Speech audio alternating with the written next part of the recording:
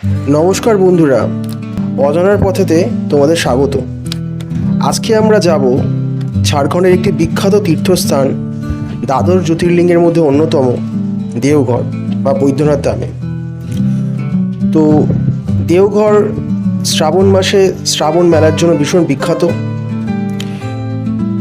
এই ভিডিওতে আমরা আলোচনা করব তোমরা কোথায় কোথায় যাবে, কোন হোটেলে থাকবে, সেখানকার ভাড়া কেমন, বা আশেপাশে দর্শনীয় স্থানগুলো কী কী আছে। এই সময় শ্রাবণ মেলা হয়। শ্রাবণ মেলার এক মূল আকর্ষণ হলো শিব ভক্তদের দ্বারা দেওঘরে বাবার মন্দিরে গঙ্গাজল নিবেদন করা। এই মেলায় অসংখ্য ভক্ত, যারা মূলত কাথিয়া নামে পরিচিত, দূর দূরান্ত থেকে আসেন। তারা ভগবান শিবের প্রতি নিষ্ঠা প্রকাশ করেন, ভক্তি প্রকাশ করেন। এটি ছাড়াও এই সময় আমরা যে সময় গেছিলাম সেই সময় নাগপঞ্চমী ছিল। নাগপঞ্চমী হলো একটি বিশেষ উৎসব, শ্রাবণ মাসের শুক্লপক্ষে পঞ্চমী তিথিতে পালিত হয়, যেক্ষেত্রে হিন্দু ধর্মে শক্তি এবং সম্পদ প্রদানের প্রতীক হিসাবে বিবেচনা করা হয়। তো আমরা যে সময় গেছিলাম সে সময় তোমার শ্রাবণ মাস ছিলই, এবং নাগপঞ্চমী ছিল একটি গুরুত্বপূর্ণ তিথি ছিল, যার প্রাকৃতিক ভারসাম্য রক্ষা এবং জীবজগৎকে সম্মান জানানোর প্রতীক। তো চলো, ফার্স্টে আমরা ওলা করে হাওড়া স্টেশনে পৌঁছালাম। আমাদের পৌঁছাতে সময় লেগেছিল অলমোস্ট 1 ঘন্টার মতো। আমাদের 2:05 জনশতাব্দী এক্সপ্রেস ছিল, এবং এই ট্রেনটি আমরা মোটামুটি পৌঁছে গেছিলাম 1:30টার মধ্যে, এবং এই ট্রেনটি একদম সঠিক সময় ছেড়েছিল। যেতে যেতে ট্রেনের থেকে অনেক মনোরম দৃশ্য দেখতে পাচ্ছিলাম, পাহাড় দেখতে পাচ্ছিলাম, দেখে খুবই সতেজ এবং বেশ আনন্দ লাগছিল। ধীরে ধীরে আমাদের ট্রেন এগিয়ে চলল। আমাদের গন্তব্য ছিল যশিডি স্টেশন। আমরা যশিডি স্টেশনে নামার জন্য ট্রেনের টিকিট কেটেছিলাম, এবং যাওয়ার সময় খুবই আনন্দ উপভোগ করেছি এবং মনে মনে বাবার নাম নিয়ে যাচ্ছিলাম। ঠিক 3.5 ঘন্টা কি 4 ঘন্টা লেগেছে আমাদের। সন্ধ্যে 7টার সময় আমরা যশিডি স্টেশনে নামলাম, এবং যশিডি স্টেশনের প্ল্যাটফর্ম ধরে আমাদের উপরে উঠে আমাদের বাদিক দিয়ে যেতে হতো। বাদিক দিয়ে গিয়ে আমরা একটু হেঁটে ওখান থেকে আমাদের টোটো ধরার ব্যবস্থা ছিল। তো তোমরা যখন যাবে তখন তোমরা স্টেশন থেকে নেমে একটু এগিয়ে গেলেই কিন্তু টোটো স্ট্যান্ড পেয়ে যাবে। সেখান থেকে তোমরা টোটো ধরবে। টোটোর ভাড়া আমি নিচে উল্লেখ করে দেবো। সেখান থেকে আমরা সন্ধে 7টা 7:30 নাগাদ টোটো ধরলাম। যাওয়ার পথে বিভিন্ন রকমের লাইটিং চোখে পড়ছিল, এবং যশিডি স্টেশন থেকে তোমার দেওঘরের যে লাল চক, যেখানে তোমরা হোটেলগুলো আশেপাশে পাবে, সেই স্থানটি কিন্তু 8 কিলোমিটার। আমরা আধ ঘন্টার মধ্যে সেখানে পৌঁছে গেলাম। এটি হচ্ছে আমাদের হোটেল কার্তিক। আমি ডেসক্রিপশনে লিঙ্ক দিয়ে দেবো। এই হচ্ছে হোটেলের রুম। আমাদের হোটেল ভাড়া নিয়েছিল 1200 টাকা। নন এসি রুম ছিল, আর যদি এসি রুম তুমি নিতে তাহলে 1700 টাকা ছিল। যেহেতু শ্রাবণ মাস এবং সিজনের সময়, সেজন্য এত ভাড়া। তোমরা যদি অফ সিজনে যাও তাহলে কিন্তু তোমরা আরও কমে পেয়ে যাবে। দেখতে পাচ্ছ বাথরুম খুবই সুন্দর, এবং হোটেলের ব্যালকনি থেকে আমরা কিন্তু লাল চকটা পুরো দেখতে পাচ্ছি। খুব সুন্দর ভিউ দেখতে পাচ্ছি এখান থেকে আমরা। আশেপাশে ভক্তদের সমাগম, ভক্তদের ভিড়। তারপর আমরা একটু মেলায় ঘোরার জন্য বেরোলাম হোটেলে চেক ইন করে। বিখ্যাত শ্রাবণ মেলা চলছে সেখানে। আশেপাশে অনেক ধরনের বিভিন্ন রকমের জিনিসপত্র বিক্রি হচ্ছে, কিন্তু তোমরা এখানে কিন্তু বেশিক্ষণ দাঁড়ানোর চেষ্টা করবে না, কারণ এখানে বেশিক্ষণ দাঁড়ালেই কিন্তু অনেক ধরনের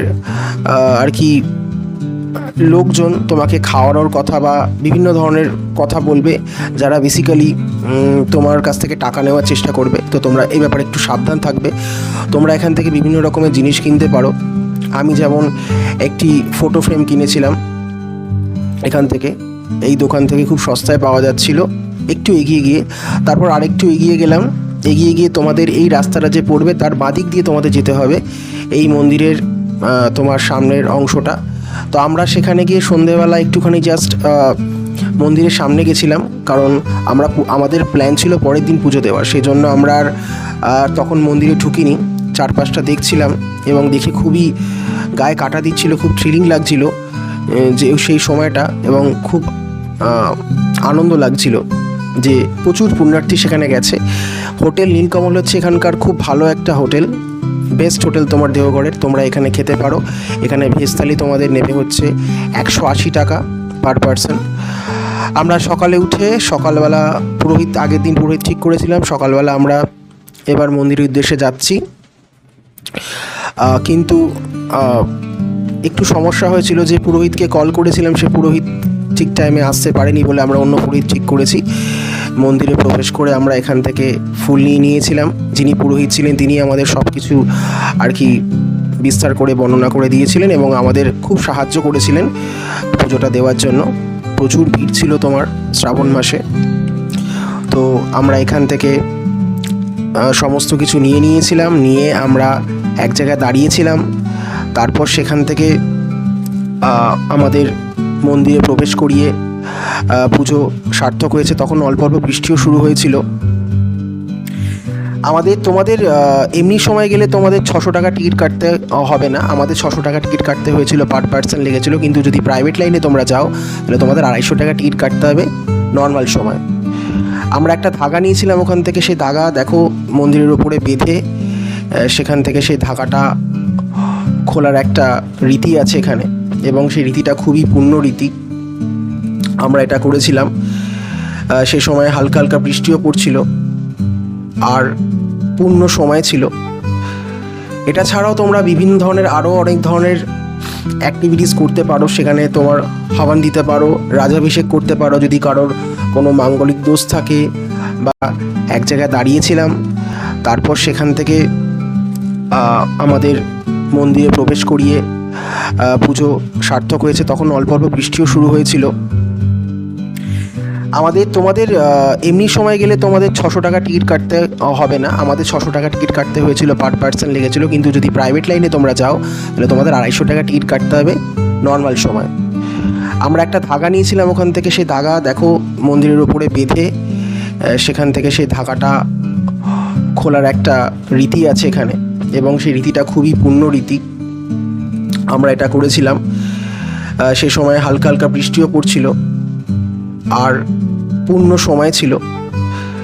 এটা ছাড়াও তোমরা বিভিন্ন ধরনের আরও অনেক ধরনের অ্যাক্টিভিটিস করতে পারো। সেখানে তোমার হাওয়ান দিতে পারো, রাজাভিষেক করতে পারো যদি কারোর কোনো মাঙ্গলিক দোষ থাকে, বা যদি কারোর কোনো রকম কালসর্পযোগ দোষ থাকে, সেগুলো তোমরা কিন্তু সেখানে আলাদা করে পুরোহিত দিয়ে তোমরা সেগুলো পুজো করে আসতে পারো। আমাদের বেশি টাকা লেগেছিল তার কারণ আমরা নাগপঞ্চমী তিথিতে গেছিলাম, যেটি একটি পুণ্যতিথি, এবং একদম শ্রাবণ মাসের সময় গেছিলাম, সেই জন্য আমাদের অনেক বেশি সময় লেগেছিল। তো পুজো দেওয়ার পর আমরা এই নির্মল হোটেলে সকালের টিফিন করে নিলাম। পুরি ভালোই ছিল, খেতে সুস্বাদু ছিল, কোনো অসুবিধা ছিল না। তারপর আমরা অটো ভাড়া করে, 1000 টাকা আমাদের অটো ভাড়া নিয়েছে, অটো ভাড়া করে আমরা সাইট সিন করতে চলে গেলাম। আমরা যাচ্ছি হচ্ছে ত্রিকুট পাহাড়ের উদ্দেশ্যে। রাস্তায় যেতে যেতে আমি খুবই টায়ার্ড হয়ে পড়েছিলাম, কারণ অনেক সকালে উঠতে হয়েছে, পুজো দিতে হয়েছে। বাট তাও আশেপাশের সৌন্দর্য দেখে খুবই ভালো লাগছিল, খুবই আনন্দ লাগছিল। রাস্তায় যেতে যেতে অনেক সুন্দর, দূর থেকে দেখো তোমরা ত্রিকুট পাহাড়টা দেখতে পাবে, দেখা যাচ্ছিল। এবং এখানে আশেপাশে দেখে মনে হচ্ছে যে এখানে রাস্তা তৈরি করা হচ্ছে, সেই জন্য তোমার এই জায়গাগুলো এরমভাবে আর কি রাখা হয়েছে। কিন্তু এত সুন্দর প্রাকৃতিক সৌন্দর্য চারপাশে যে আমার ঘুম ভেঙে গেছিল, এবং আমি দেখতে দেখতে যাচ্ছিলাম। তো অটোওয়ালা তোমার 1000 টাকাই নেবে, 1000 টাকায় তোমাকে সমস্ত যে কটা আশেপাশে দর্শনীয় স্থান আছে সেগুলো দেখাবে। তো আমাদের যেহেতু রাতে ট্রেন ছিল, সেজন্য আমরা আর বেশি সময় দিতে পারিনি। এখানে তোমার ত্রিকুট পাহাড়ের এখানে নেমে এসে তোমার এখানে টোটো থাকবে, এবং এখান থেকে তোমাকে একটা গাইড ঠিক করতে হবে, যে গাইড তোমাকে 100 টাকা কি 150 টাকা নেবে, এবং বিভিন্ন ধরনের যে মন্দির আছে তপবনের, এই ত্রিকুট 150 টাকা নেবে, এবং বিভিন্ন ধরনের যে মন্দির আছে তপবনের এই ত্রিকুট পাহাড়ের, সেই মন্দিরগুলো তোমাদের দেখাবে। এটা আমরা ত্রিকুট পাহাড় দেখছি। এখানে অনেক পুরনো হনুমান মন্দির তোমরা দেখতে পাবে, ধাপে ধাপে তোমাদের উঠতে হবে, এবং পুরনো রাবণের মূর্তিরও মন্দির আছে, যেখানে রাবণ শিব ঠাকুরের মন্দির প্রতিষ্ঠা করেছিলেন। আমরা 580 সিঁড়ি চলেছিলাম এবং 580 সিঁড়ি নেমেছিলাম, তো খুব টায়ার্ড ছিলাম। তো তারপর আমরা এখান থেকে আস্তে আস্তে এগোচ্ছিলাম তপবনের দিকে, এবং রাস্তায় এত সুন্দর ভিউ, এত সৌন্দর্য দেখে খুবই ভালো লাগছিল। তপবনের দিকে আমরা এগোচ্ছিলাম, কিন্তু এই যে তোমরা দেখতে পাচ্ছ অটো থেকে তোমরা তপবন এখান থেকে দেখা যাচ্ছে, কিন্তু তপবনে আমরা উঠতে পারিনি, বিকজ খুবই টায়ার্ড ছিলাম, সেজন্য উঠতে পারিনি। আশেপাশের বিভিন্ন জায়গা ঘুরেছি, তোমরা তপবনে উঠবে, দেখবে অবশ্যই খুব ভালো জায়গা এবং খুব ভালো দর্শনীয় স্থান আশেপাশের এবং পুণ্যস্থান। তারপর আমরা গেলাম জগৎবন্ধুর আশ্রমে। এই যে শিব ঠাকুরের মূর্তিটা দেখতে পাচ্ছ, তার পাশ দিয়ে জগৎবন্ধুর আশ্রম। ওখানে গিয়ে তোমরা বিভিন্ন ধরনের জগৎবন্ধুর বিভিন্ন ধরনের জিনিস দেখতে পাবে। তারপর আমরা নলাক্ষা মন্দির এলাম। এটি হচ্ছে সবচেয়ে গুরুত্বপূর্ণ এবং ভাস্কর্য স্থাপত্যে একদম অনন্য, আমার দেখা সেরা জায়গা এটা। এটি নির্মাণে 9 লাখ টাকা ব্যয় হয়েছিল বলে এই মন্দিরটির নাম দেওয়া হয়েছে নলাক্ষা মন্দির। এবং এখানে তোমার খুব সুন্দর আশেপাশের পরিবেশ, মন্দিরটির কারুকার্য ভীষণ সুন্দর। মন্দিরটির মধ্যে একদিকে শ্রীকৃষ্ণ আছে এবং সেই শ্রীকৃষ্ণের রূপ খুব সুন্দর। এখানে দেবী রাধাকৃষ্ণের পুজো করা হয়, আর মন্দিরে ভিতরে প্রবেশ করে যেন এক অনন্য মাত্রার অনুভূতি পাওয়া যায়। আশেপাশে মন্দিরটার ঘুরে দেখলাম, চারপাশের পরিবেশ ভীষণ সুন্দর এবং বলা যায় যে এটি ঝাড়খণ্ডের সংস্কৃতির একটি অন্যতম নিদর্শন। তোমরা গিয়ে মন্দিরে অনেকটা সময় থাকতে পারবে, কাটাতে পারবে। তবে একটা কথা তোমাদের এখানে বলা দরকার, সেটা হচ্ছে যে মন্দিরে প্রবেশ মূল্য নেই, কিন্তু মন্দিরের ভেতরে তোমাদের জুতো রাখার জন্য কিছু পয়সা তোমাদের দিতে হবে। তো আমাদের দেওঘর ভ্রমণ প্রায় শেষের পথে। এখানকার মন্দির, প্রাকৃতিক সৌন্দর্য এবং স্থানীয় সংস্কৃতি আমাদের মনে এক গভীর প্রভাব ফেলেছে। ভক্তদের জন্য এটি এক পবিত্র স্থান, আর পর্যটকদের জন্য এক অসাধারণ গন্তব্য। তোমরা চাইলে এখানকার বিভিন্ন জনপ্রিয় খাবার যেমন লিট্টি চোখা, দই বাদাম তোমরা খেতেই পারো, বাট আমরা রাতে ট্রেন ছিল বলে আমরা চাও খেয়েছি।